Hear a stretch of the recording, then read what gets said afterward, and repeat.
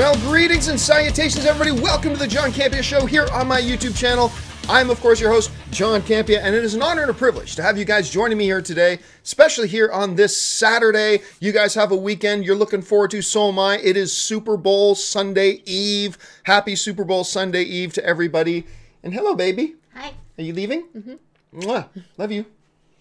Anne's going on a hike. Okay, anyway, so greetings, everybody. Welcome to being here. And, of course, this is the John Campea Show where we talk about our favorite thing in the world. Of course, that is movies and television, entertainment news, and all types of good stuff like that.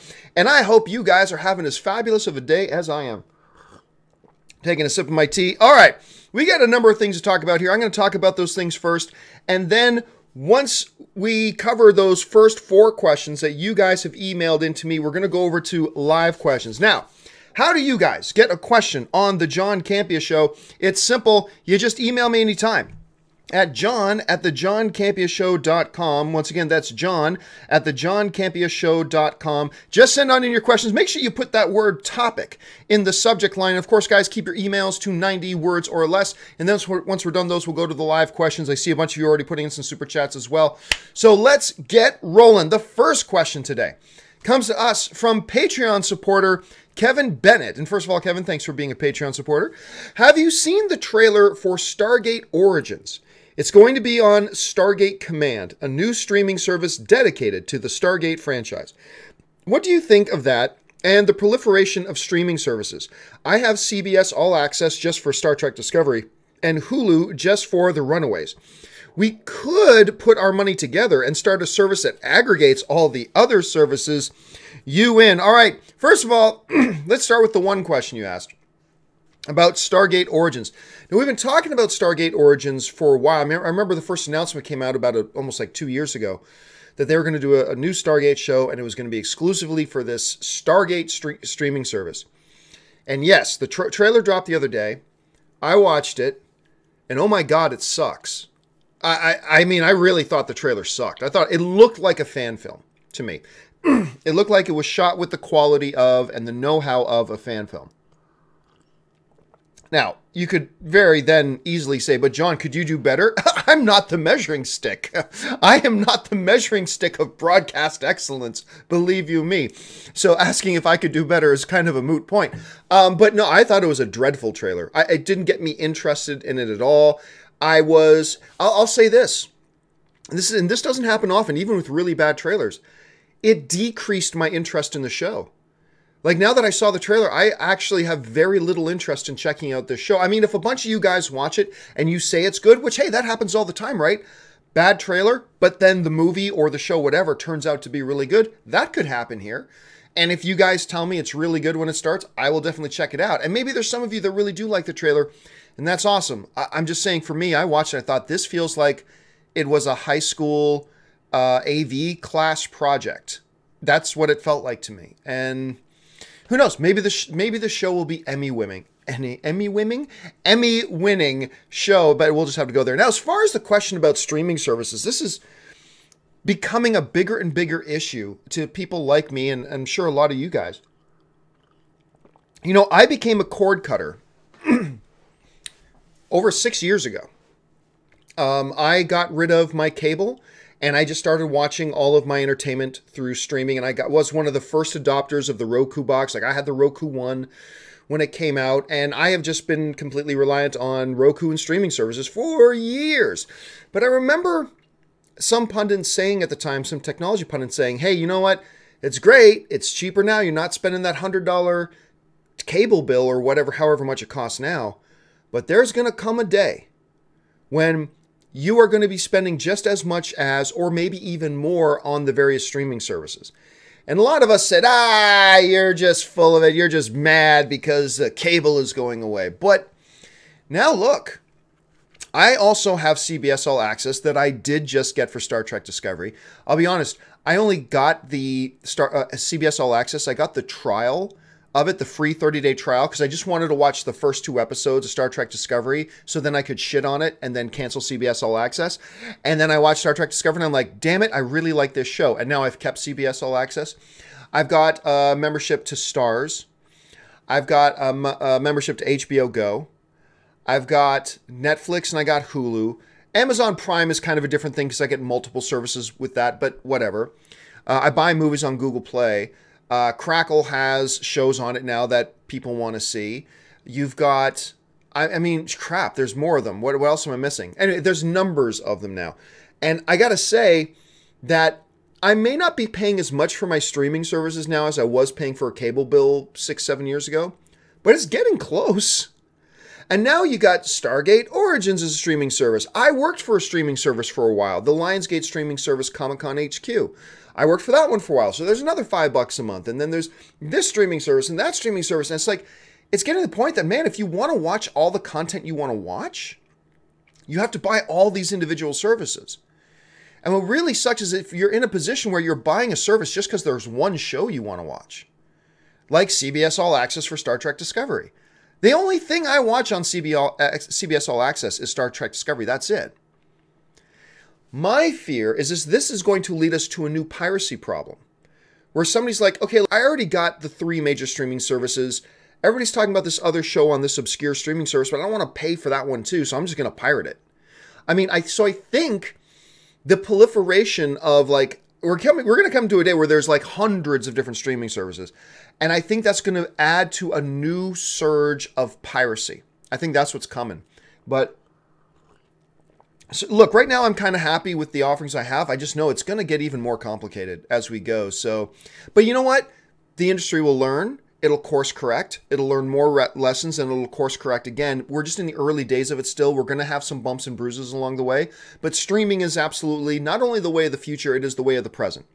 And they'll get it figured out, and as will we all. All right, let's move on now to the next topic. And the next topic today comes to us from Chris Rooks, who writes, John, how concerned is or should Warner Brothers be after the poor performance of Justice League that Aquaman will have little interest from outside the core audience? Filming has wrapped, and I get that it's 11 months away, but I can't remember the last time I heard anything about it. Are they waiting in order to distance themselves from Justice League? All right, well, let's get to the second part of your question first. Filming's wrapped, and we haven't heard anything about it. That's good. We shouldn't hear it. It's at that stage. It's just in post-production now, and we're at that stage that we shouldn't be hearing anything about it. We're at that stage in its development that hearing things about it is probably bad news. This is the stage of a film's progression and development that you don't want to hear anything, because it's inevitable that anything you hear coming out about a movie at this stage, 80% of the time will be bad news. So Aquaman is in that stage now. It's in the stage where we shouldn't be hearing anything about it whatsoever. The shooting's done. They're wrapped. They're in post-production. Movie's 11 months away. We should have a good 4-month period here where we're not hearing anything about Aquaman. And that's good news. That's a good thing. Now let's get over to the first part of your question, though. How concerned is or should Warner Brothers be about Aquaman considering the performance of Justice League? Justice League, the movie that was supposed to compete with the Avengers. The culmination of the DCEU up to that point, bringing the biggest superheroes of all time together. Batman, superhero, Batman, Wonder Woman, Superman, Cyborg, Aquaman, Flash, all together becomes the lowest grossing movie of all the DCEU movies. And now you've got Aquaman coming. That was in Justice League that nobody went to see. It made over $600 million. Obviously, people went to go see it. But relatively speaking to, like, you know, the first Avengers movie came out and it made like $1.5 to $1.6 billion. And, you know, you got Justice League. How concerned are Warner Brothers? They're damn concerned. They're damn concerned about it, as they should be. And I think it's actually playing to their benefit that Aquaman isn't coming out for like 10 to 11 months. It's playing to their benefit. They can get some distance separated. Hopefully, they're thinking they can ramp up. They've got a lot of months to let people put Justice League in their rearview mirrors. Then they'll have a bunch of months that they can really ramp up a marketing campaign that just focuses on Aquaman. And just an Aquaman movie. And listen, hey, I know there's other... I like Justice League. I think even a bunch of people who didn't like Justice League kind of liked what Jason Momoa did with Aquaman. I know Jason Momoa's Aquaman was one of my favorite things. I really liked his Aquaman, and I really liked Flash. I really liked Ezra Miller's Flash as well. So I think that's going in its favor. That even some people who didn't like the movie tend to think, yeah, but you know, Jason Momoa's Aquaman was actually pretty good. So that's in its favor. But you're right. I mean, look, you put out Justice League, you put Aquaman in a movie with Batman and Superman and Wonder Woman, and it only makes $600-something million. What's the ceiling then? I mean, realistically, what are we talking about for Aquaman? I think it's conceivable Aquaman makes like $400 to $450 million worldwide. For a lot of movies, that's a big, huge smash hit. Not for a Marvel or a DC movie, though. So Aquaman is starting behind the 8 ball. But look, that can be cured with step 1, a magnificent marketing campaign. Step 2, a magnificent movie. You put out a magnificent movie with a great marketing campaign leading into it. Even a great marketing campaign isn't going to deliver a $150 million opening weekend. It's not going to happen. Aquaman's not going to have a $150 million weekend no matter what. But a great marketing campaign could be the difference between a $60 million opening weekend and a $90 to $100 million opening weekend. And then if the movie is also then magnificent, then you've got that first batch of people who saw it that can hopefully start spreading positive word of mouth about it. Now that's a lot of ifs, and that's a lot of maybes, and that's a lot of coulds, and there's a lot of variables there, yes. But there is no doubt, even if you're somebody like me and you've got some hope, look, you got James Wan directing, I think Jason Momoa makes a really good Aquaman. I like what he did in Justice League. But even somebody like me, who's very pro Justice League and very pro Aquaman, I got to acknowledge, it is starting behind the 8 ball. It is starting with its back against the wall. It has an uphill battle to fight. And we've seen other movies fight uphill battles and come out on top. Maybe Aquaman can be one of those too, but it does have an uphill battle ahead of it. Make no mistake about it. All right, let's go on to the next question now. And the next question comes to us from Senad, who writes, "Hey John, why do expensive movies such as Justice League make so much additional edited material? Costly material with special effects and all 40 plus minutes, which we probably will never see." Sorry guys, the stereo started playing, which we will probably never see. Isn't it extremely expensive? And a big waste of money to make so much unused footage, especially for an already costly Justice League, just to leave it on the floor of the editing room. Keep up the good work. Greetings from Bosnia. All right, well, thanks a lot for the question, man. I appreciate it. And yeah, a lot of us have heard all about the fact that like Justice League had a lot of material and shot a lot of stuff that ultimately didn't make it into the movie. That's not tremendously unusual, as a matter of fact. There's always stuff that gets left behind on the cutting floor. There's always stuff that does that with just about every movie. Marvel and DC movies are certainly no exception to that. So the question he's asking is, well, hey, like, why? Like, why shoot all that stuff? Isn't it expensive to shoot? Why shoot all that stuff? The answer is really simply this, is because when you go into shooting a movie, you just don't know. Once you start filming it, the movie starts to come alive and it starts to breathe and take on a life of its own. And it's great that you have everything written out on a page, but reading something on a page is really, really different from finally being able to see it physically manifest. To shooting stuff, now sitting down in the dailies room and watching the footage and figuring out, this looked on the page, just looked like it was really going to work, but it's not working as we film it. Now that I can see it, I can see it's not working.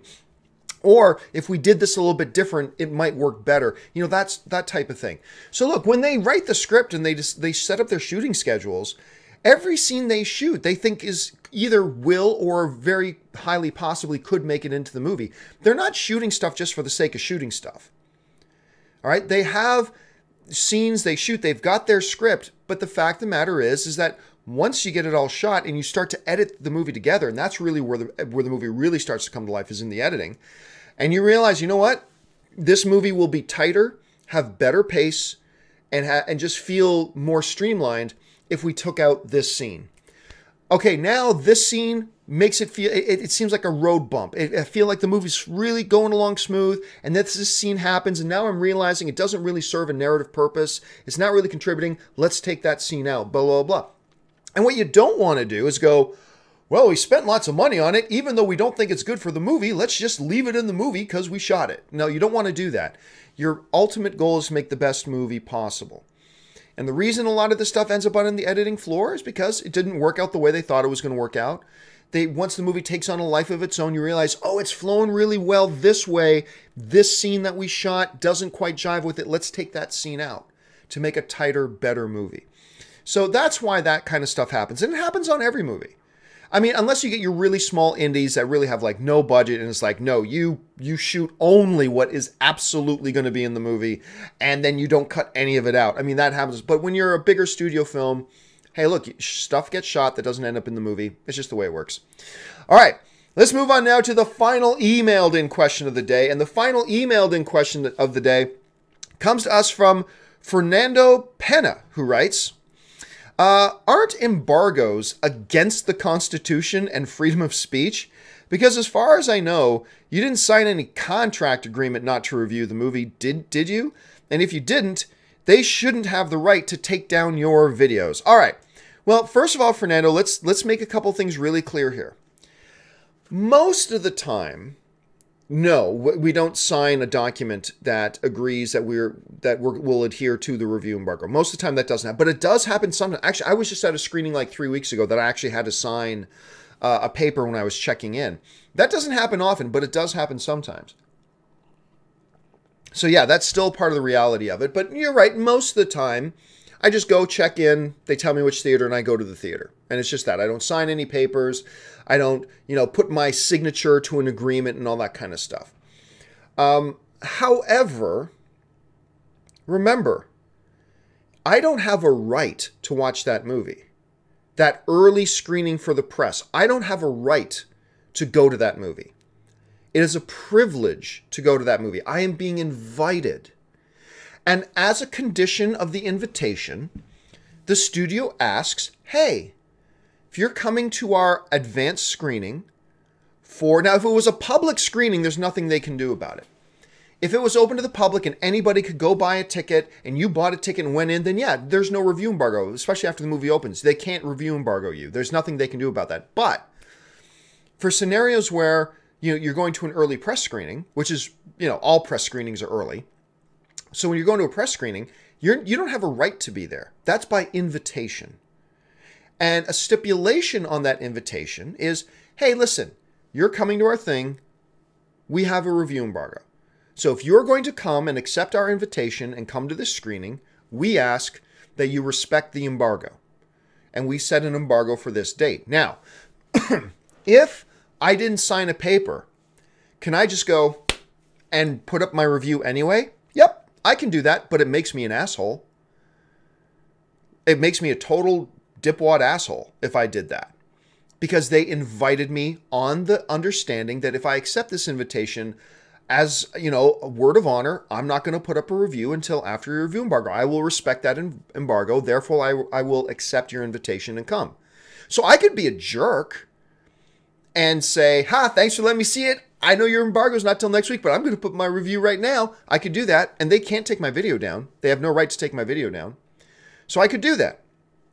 However, the two consequences are, it makes me a big jerk. Consequence number 2, they will never invite me to another advanced press screening again. It's okay. They don't care. Like Warner Brothers, Disney, Universal, Paramount, they don't care if I write a really bad review for their movies. They don't care. They just want me to be honest. But if I make an agreement with them, even if it's an unspoken agreement that I accept this invitation, therefore I will respect your embargo, and I ignore it, they'd be totally within their rights to never let me see another advanced screening as a press screener again. They'd be totally within the right to do that because they could never trust me that I will honor the embargo. So no, there's no legal recourse unless I signed a contract and signed an agreement. There's no legal recourse. The studio can't come and pull my video down. But it does make me a jerk, and I would never get invited to a press screening again, so it is simply not worth it to do it. If you make an agreement, look, this is true in life. Even if you don't sign a contract, you make an agreement, stick with your agreement. You say you're going to do something, do it. And that's true for film critics and review embargoes and all those types of things as well. All right, guys, that will do it for the pre-selected questions. We're going to move on now into the live questions. But listen, just before I get to the live questions, I will admittedly, I want to take a 1-minute break to do my admittedly shameless plug of the thing that keeps these shows on the air, which is, of course, my Patreon campaign. So do me a favor, check out this 1 minute shameless plug, I apologize, and I will be back in 1 minute. For those of you who have followed me for any period of time, you guys know that I made the decision recently to leave the corporate overlords. I no longer wanted to work for corporations. I wanted to be an independent content creator. And the only way I've been able to do that is by the support of my Patreon supporters. So what I would like to do is to ask you guys who watch my shows, who spend any amount of time with me every single month, to consider going over to www.patreon.com/John Campea. There you'll get all the information about what exactly does it mean to be a Patreon supporter of mine? What does being a Patreon supporter do for helping to make sure that shows like this one and all the other shows I do here on my channel can actually be produced? And on top of that, what benefits are there to being a Patreon supporter? And maybe if you guys can check that out, if you decide you want to be one of my Patreon supporters, that would be awesome. And if you don't, that's perfectly fine too. I'm just happy that you guys have decided to be here today and be a fellow movie fan and join us in the conversation. So go and check out the website, see if you want to become a Patreon supporter. And now let's get back. All right, guys, and a special thank you to all of you guys who are already Patreon supporters. You do make this channel possible, and I thank you. All right, guys, we're going to go over now to the live questions. Listen, there's already a whole ton of super chat questions came in. Do me a favor, guys. You've got 20 seconds. If you don't send in a super chat within the next 20 seconds, please don't send in any more super chats. We've got more than enough to get through here today. So let's get to it right now. Oh, and by the way, guys, before we get to it, I want to let you know, I'm putting up an editorial video probably in about an hour or two from now called, because, you know, I'm a big Star Wars fan. But, you know, even I, somebody who really liked The Last Jedi, even I acknowledge there are problems with the film. So going into episode 9, I decided to put together an editorial video on the 5 ways that Star Wars needs to improve for episode 9 over episode 8. So 5 ways to improve for episode 9. I'm going to be putting that video up in just about, like I said, about an hour or two. So keep your eyes open for that. Do me a favor, guys. Watch the video. Give it a thumbs up. Share it around if you think it's worth it. And leave thoughts and comments in it as well once it goes up. Okay, now let's get to the live questions. And we start off with Ben Rayner, who writes, "Hey, John, what people seem to overlook about Avatar is that it made over $2 billion overseas and quote-unquote only made $760 million domestically.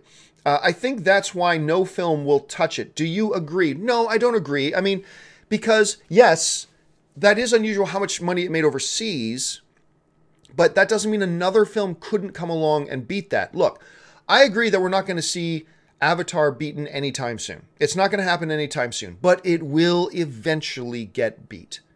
Every record eventually gets beat. That's the nature of records, right? And I mean, what you're raising makes it all the more difficult for it to get beat and just makes its accomplishment even more impressive. But at some point, it will get beat. Not this year, not next year, but sometime it will get beat. But you're right, that is one of the more astonishing numbers about it. Because people hear about how big Avatar is and the #1 box office movie of all time worldwide, but it's not the #1 box office film domestically. The #1 box office film domestically is Star Wars: The Force Awakens. So it is really, it's a little bit unusual, but it will eventually get beat. All right, next question comes to us from Andy A. Hernandez, writes, "Maybe Infinity War will beat Avatar. In my opinion, no one wants another Avatar if we have to wait another decade for the movie to come out." Well, if you're saying Infinity War will beat Avatar as in the next Avatar, I agree with you. I think Infinity War, because I don't think the next Avatar is going to make, I mean, it could join the $1 billion club. It's going to be huge, but I don't think it's going to be a $2 billion film. I think that this ship has sailed for that. So if you're saying you think Infinity War will beat the next Avatar, I agree. If you're saying that this Infinity War movie will break Avatar's worldwide box office record, no. No chance. I mean, it would be great if it did, but I don't think there's any chance of that happening. And as far as saying no one wants another Avatar, yes, they do. Yes, they do. There's a reason why on a lot of movie websites, and even my videos, I've noticed that when an Avatar story is a headline, it gets a lot of attention. People get attention. When there's a new piece of news that comes out about the Avatar things, people pay attention. So, I mean, I have less and less enthusiasm for it, but it is James Cameron, and I am not going to be in the doubting James Cameron business. But there are a lot of people out there. who are looking forward to Avatar. Make no mistake about it, my friend. Orange Hand writes, thoughts on Babylon 5? I liked Babylon 5. I admit it, though, I didn't like it nearly as much as a lot of my friends did. Like, to a lot of my friends, it was like just the greatest. There are people out there who just think Babylon 5 is the greatest piece of sci-fi that television or movies has ever put out. I liked it. I didn't like it that much. I didn't think it was that good, but a lot of people do. If you haven't checked out Babylon 5 and you're a sci-fi fan, you might want to check it out and see what all the hubbub is about. Garrett Grover writes, box office predictions for Ready Player One. Comes out in March. Coming soon. Really popular book. I'm going to go opening weekend, $70 million. $70 million opening weekend, which I think would be a solid weekend for it. So that's my prediction right now. Let's get closer to it, before I give my real prediction. But for now, I'll say $70 million. Chris Miner writes, love the show. Do you watch Curb Your Enthusiasm? I've watched a bunch of Curb Your Enthusiasm. And then our friend Kaori, when Kaori comes over here, she's like, and we're playing games or hanging out or whatever. Then once it's getting near the end of the evening, we just want to watch something, she goes, you guys want to watch Curb? It's like, okay, we put on Curb Your Enthusiasm. Very funny show, very clever, very smart show. I enjoyed it a lot. All right, Andy Hernandez writes, ever think of open up P.O. Box so we can send you stuff? You know what, Andy? A lot of people have asked me that over years about getting a P.O. Box so I don't have to give my home address for people to send me stuff. I've thought about it. On one hand, I don't want people sending me stuff. I mean, you don't need to send me anything. I mean, you guys just watch my videos, which is more than enough for me. But then I think, well, wait a minute, somebody really wants to, maybe I should give them an opportunity. I'm going to continue to think about that. Maybe I will, because I've had a lot of people want to send me stuff before, and then they send me pictures of them. It's like, oh my God, that's really cool. This thing's something that they would make or whatever. I'm thinking about it. Maybe I'll even think about it more, Andy. Thanks for bringing that up. Ben writes, can Travolta still make a comeback? I don't know. He's already done a comeback. Like, Travolta already did a big comeback once. And a lot of people forget about that. Like, he was a big star, then he was gone for a lot of years, and then he had a resurgence where he was in a bunch of movies again, and then he kind of disappeared again. I don't know. Look, I'm going to admit, I kind of like watching John Travolta in movies. I have no opinion about him as a person. I've never met John Travolta. So I have no opinion about him as a person or, his personality or anything like that. No opinion whatsoever. I do know I get a kick out of watching him in movies. So, yeah, there's that. All right. Orange Hand writes, favorite place to get steamed hams, burgers. My favorite fast food burger place is a Canadian-only fast food place, and it's called Harvey's. Their catchline is, Harvey's makes a hamburger a beautiful thing. And I found no matter where I travel, as far as fast food goes, Harvey's makes the best burgers. As far as chains go, like regular restaurant chains, Red Robin makes a pretty damn good burger. Red Robin makes a really, really good burger. As far as gourmet then burgers, have to think about that. I don't frequent gourmet burger places very often. But yeah, the fast food, Harvey's, chain, Red Robin. So there's my favorite. Andrew Gifford writes, ever watch The Death of Superman Lives? Fascinating. Well, yes. Yes. I actually did a little bit of help on that movie. I mean, just inconsequential. I was the MC at the premiere.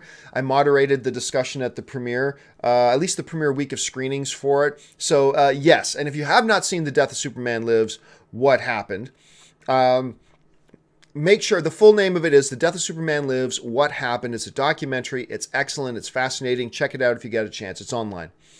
LSid0685 writes, is the X-Men Gambit movie happening? I don't know. I have my doubts. It seems like every time something positive gets posted about it, like, hey, we got a new this, and this person just came on board, it feels like 3 other bad pieces of news. Oh, they lost the director again. And I honestly don't know. At this point, I'm willing to bet it doesn't happen. Especially now with a pending takeover by Disney and all that kind of stuff. I just have a feeling it's not going to happen. I don't know that. I haven't heard from anybody official saying that it's not happening. But my guess at this point is that it's not going to happen. Garrett Grover writes, are you a fan of the Canadian rock band Rush? Who isn't a fan of Rush? I mean, come on. The world, man, I think, yeah. Getty? Are you kidding? Getty? I mean, yes, they're one of the greatest bands of all time. Probably the greatest rock drummer of all time. Yeah, I love Rush. Little Nerdy Birdie writes, that Anne appearance was planned. No, not really. Not really. She had come in and she was just standing there. And so I'm like, look, here's the thing. There's a closet in my studio that she keeps some of her stuff in. So it is not uncommon for me to start my show and she will come into here while I'm doing the show. She just very quietly sneaks in as I'm doing the show, blah, blah, blah, blah, blah. And she gets some stuff out. So she comes in and I'm seeing her out of the corner of my eye.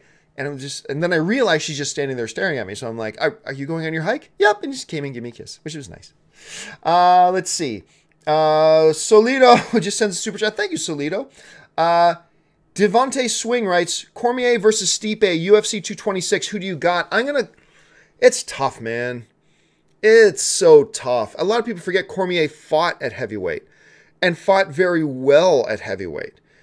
I'm going to go Stipe, but it's a coin toss. I love both of these fighters. I'm not cheering for one over the other. I'm just looking forward to a great fight, and it can't get here fast enough. I'm so excited for this fight. Stig100-900 writes, would you like a Jeff Bezos biopic? I'll be honest with you, off the top of my head, I don't even know who Jeff Bezos is, so I can't answer that question. Paul N. Over under 70%. Solo shoots first in a shootout. I'll take the over. I'll take the over on that.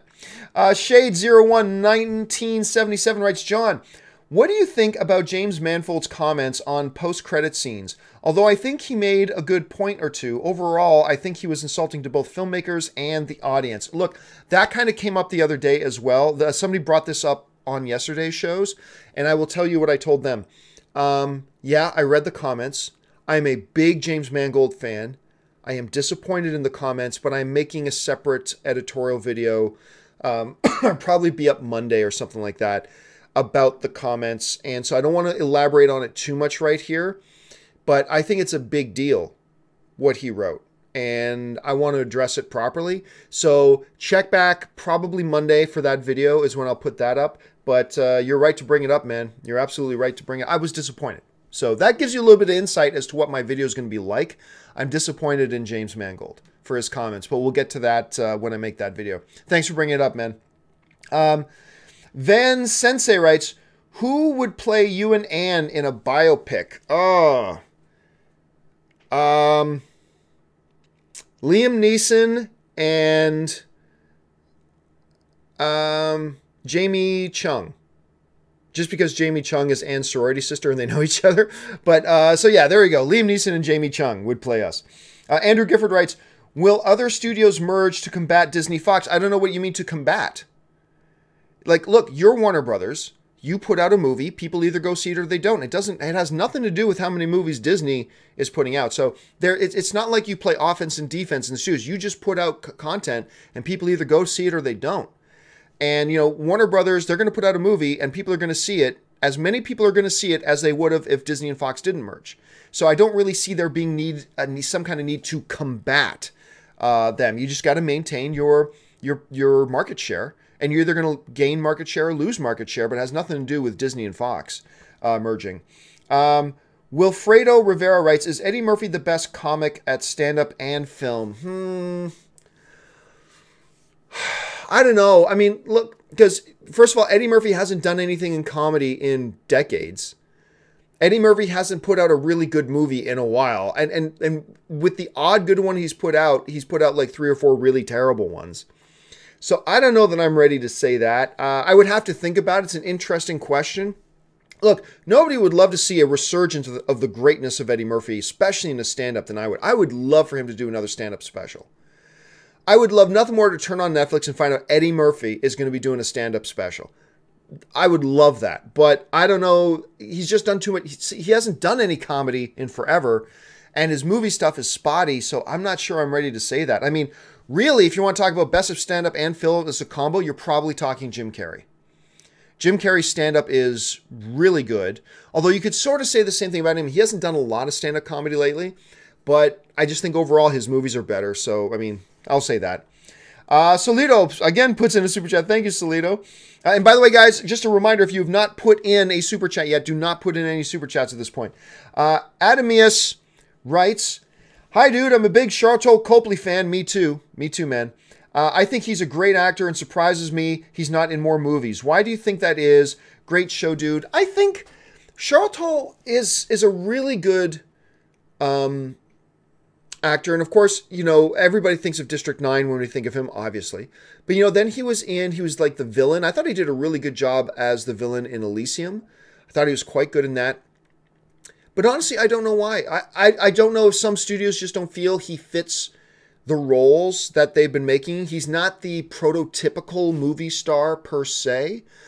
All I know is that if I'm making a movie and I see Sharlto Copley's resume come across my desk, I'm going, yeah, put him in. Put him in. Find a role for him. I don't care what it is. Find a role for him because he's just too talented. All right, let's move on. John Hine writes, odds that Halle Berry's Catwoman shows up in Flashpoint, 0% chance that happens.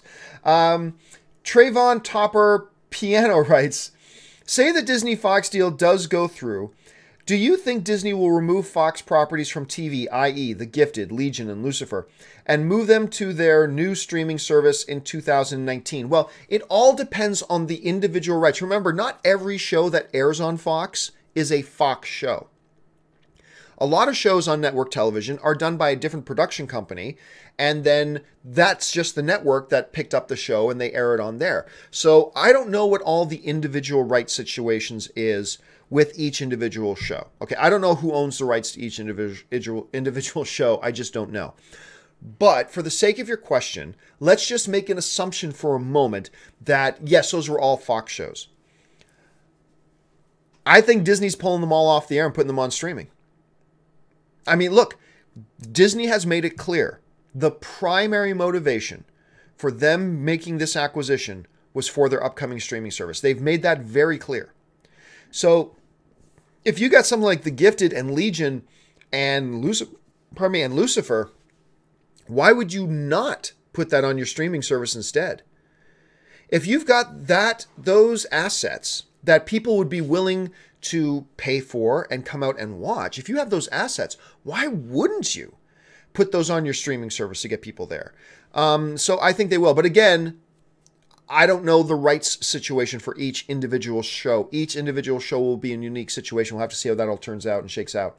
Andrew Gifford writes, Tom Hardy rumored to voice Venom in Spideyverse. I don't know what that means. Tom Hardy is starring as Venom in the Venom movie. So I don't know what you mean by Spider-Verse. So I'm not really quite sure what it is you're saying, Andrew. Try maybe wording it again differently another time. John Hine writes, have you tried eating a Tide Pod? They're delicious. Dude, you know what? Don't, honestly, and I know you're just trying to be funny. I get it. I really do. But honestly, don't even joke about that. There are little kids doing this and going to the hospital. So don't even joke about it. It's not fun. It's not a funny thing. There are actually people harming themselves and risking their lives doing that. So let's not even joke about it, because there's going to be some 14-year-old kid watching who sees you bring it up and say, oh, that could be funny, ha ha, and they go do it, right? I mean, so let's not even joke about it. I know you totally meant well. I know you didn't meant no harm. I totally get it. I'm just saying, let's not even joke about that stuff.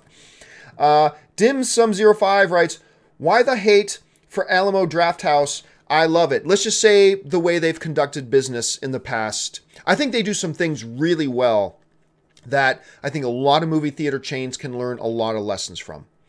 Extremely well, as a matter of fact. However, I am not a fan of how they conduct themselves. I'm not a fan of how they conduct business. I am not a fan of the head of Alamo Drafthouse. There's just too many big shady. There's too much shady stuff that goes on with that company. But look, I'm not going to then stick my hand in the sand and pretend like they don't do some things great. As a movie theater chain, they do some things really well that I wish more theater chains would kind of look at and adopt. But for more behind the scenes business practice sort of things, I'm not going to go into details. You guys can probably look them up and find out what it is. I'm just not a fan of the brand. I'm not going to sit here. Look, you brought it up, so fine, I'll answer the question. But I don't do news stories about Alamo Drafthouse. I don't talk about them, whatever. All I'll say is that I think as a movie theater chain, they do some very, very good things. So I'll just leave it at that. Hard-Boiled Entertainment writes, if Cavill's in Shazam and nails it, does it help Man of Steel 2? Well, that's a lot of ifs. That's a lot of ifs and theoreticals and this and that. It's like, okay, wait a minute. If Santa Claus is real, and he has a mansion in the North Pole, and if Henry Cavill shows up as Superman in Aquaman, do we think Rudolph the Red-Nosed Reindeer could conceivably have a Netflix show? I mean, so there's a lot of interconnecting pieces there. No, it doesn't help the chances of Man of Steel 2. Warner Brothers already knows what they're going to do with Man of Steel 2. They already know. They haven't told us, but they already know. So I don't think whether he does or does not show up in Shazam will have any impact on whether they do or do not do a Man of Steel 2, because I think they already got that figured out. Entertainment Buddy writes, I've heard Sony might sell assets. True, and to who? I heard a rumor, but I don't know how legit that is. I mean, I also heard, I think the one legit thing going around is that the CEO may be stepping down. I haven't heard about that. Look, Sony has been in a questionable financial situation for a long time. For a long time.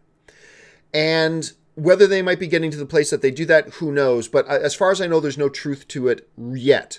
As far as I know, there's no actual real report out there about that. So just some people suggesting it and then other people running with it as a rumor. But who knows? I mean, I haven't really been following that story very closely at this point until I see something legit. You know what I mean? Jay Bling writes, Emily Blunt is in Jungle Cruise with The Rock. I didn't know that.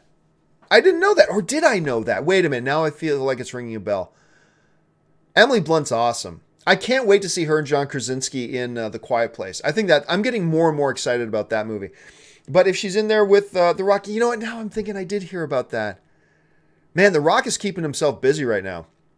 I mean, he's got Jumanji out right now. Then Rampage is coming. He's got Skyscraper. He's doing Jungle Cruise. He's got, I think, some other comic book kind of level thing. And then he's supposedly going to be Black Adam if that ever actually happens. They announced that like 4 years ago. But interesting. Ben Rayner writes, could Warner Brothers use Momoa's Game of Thrones cachet to help promote Aquaman? Like in the trailer say, Jason Momoa from Game of Thrones, now in Aquaman. It's a little too late. That ship has sailed, because he hasn't even been on that show in what? Like 5 years? I mean, so I think, honestly, Ben, I think that would come across as desperate. So, and I don't think it would have that big of an impact. Were he still in Game of Thrones, that changes the scenario completely. But he hasn't been in it for years, so I can't see that really helping at this point. Anthony Cullen writes, today's my birthday. Happy birthday, Anthony, if today is indeed your birthday. Let's see. Nicholas Acosta writes, you inspire me. What films have great bonus features? Look, I always go back to these two. As much as I do not like the prequels, the DVDs of the prequels, the Star Wars prequels, are unmatched as far as great bonus content. Great bonus content. It's the blueprint by which I think more movies should put into their DVDs or today Blu-rays, whatever, for bonus content. And also the Lord of the Rings films. Fantastic bonus content on Lord of the Rings films. Absolutely. Let's see.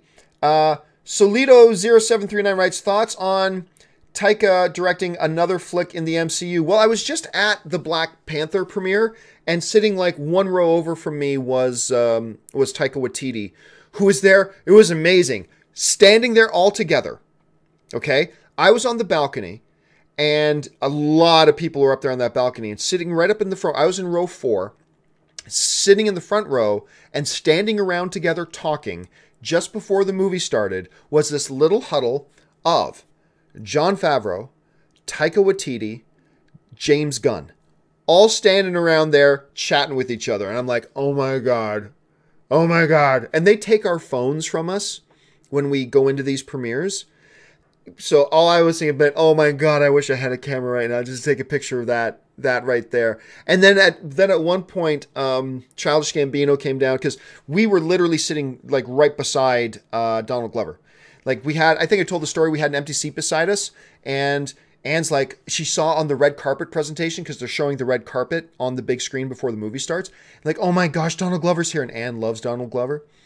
And she goes, what if he's the one who's going to come in and sit in that seat? And then sure enough, he comes down, sits in that seat. My Anne was like losing her mind. Anyway, where were we? Oh, thoughts on Tyke directing? Yeah, I'm totally down for it. I think he did a great job with Thor Ragnarok. I think he's got a great sense of humor, a great sense of timing and pace. Has to be the right movie, of course. Maybe if Peyton Reed steps away and they want to shake things up, maybe put Tyke over an Ant-Man movie, future installment. I don't know, but I'd be totally down for Tyke to do it. And I love Taika Waititi. Danielle Baczynski writes, I often hear people say that Kevin Feige should go to DC, but no one brings up the idea that the Russo brothers could. Do you think this could be realistic? Well, I mean, I don't know, man.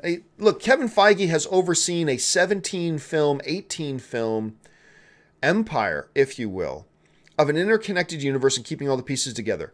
The Russo brothers have directed a couple of films. There is a universe of difference between the Russo brothers and Kevin Feige. And there's a universe of difference between directing a couple of films and being an overall business person to run the business of an entire cinematic universe. So, honestly, no. I would be fascinated if I heard that happen. But if I'm the head of Warner Brothers, I'm not bringing in the Russo brothers necessarily to be the shepherds of that thing. That's just my opinion, though. And I've gotten together with the Russo brothers a number of times. They've come into my studio. I love the Russo brothers, but I don't know. I want them directing films. I don't want them being I don't want them being studio executives. I want them directing films. As a film fan, I want them directing. That's just me. Eli the Creative writes, would you rather see Patty Jenkins? I think you meant Jenkins, not Hakes. To reboot Gem and the Holograms or a live-action Sailor Moon? Well, I'll take the fifth on that. I don't want to see either. Obviously, I don't want to see either of those, to be honest with you. Ben Lorenowitz writes, Star Wars, my favorite trilogy of all time, but I feel that Lord of the Rings is superior in terms of emotional depth, acting, and deep mythology. Thoughts? Look, Star Wars are the better films. But that doesn't mean there aren't things about other films that aren't done better. Like, Godfather is one of the greatest films of all time. But that's not to say that, like, there aren't other films that do certain things better.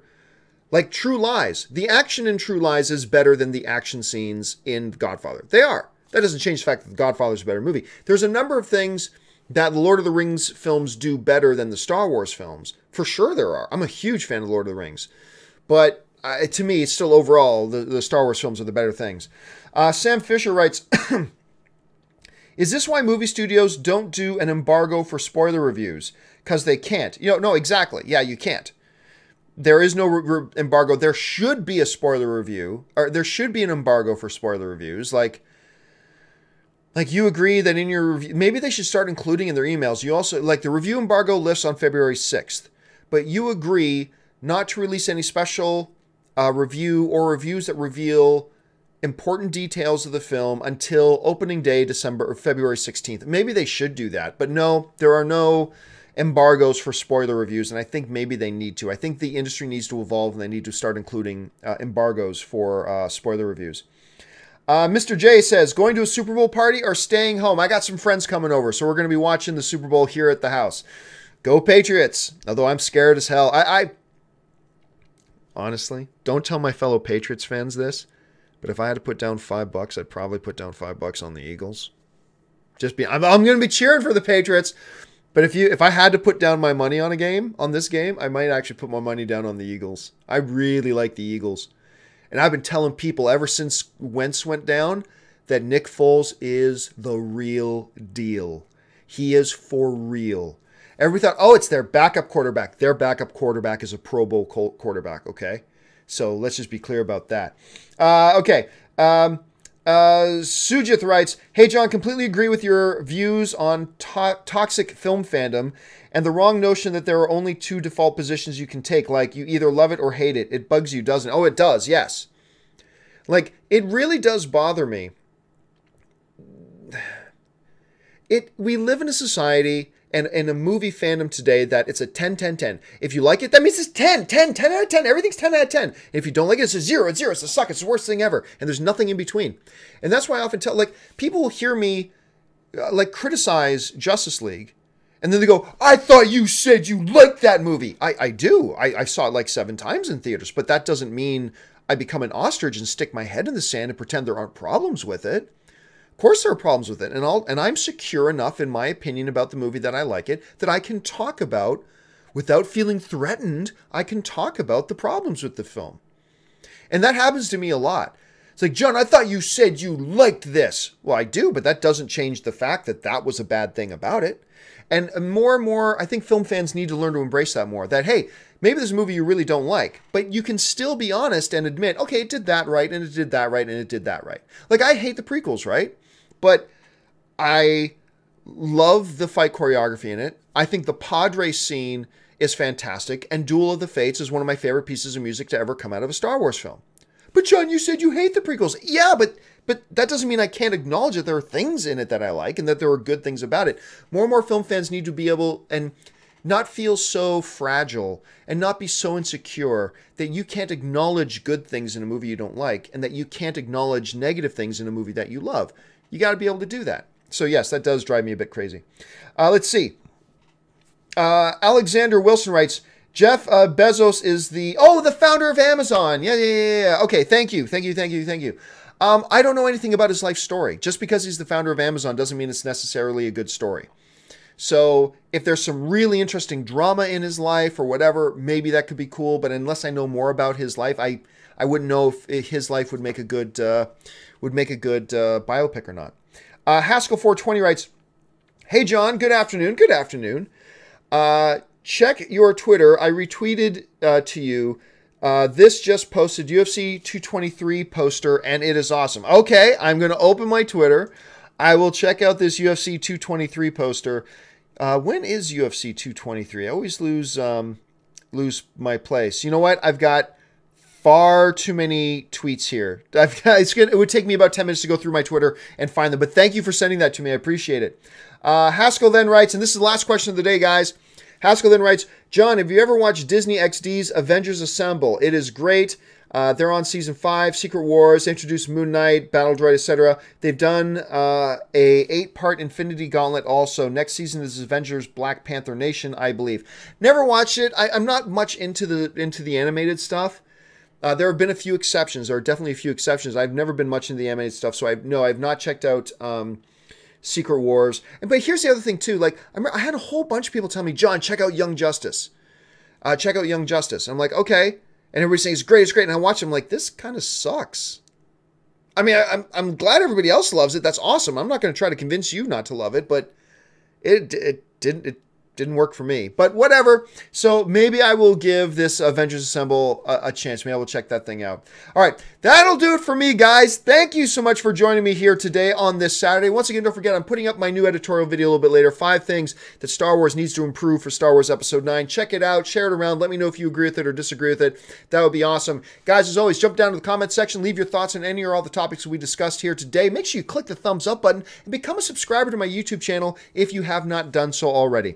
All right, guys, that will do it for me for today. Thanks so much for joining me, and until my next video, bye-bye.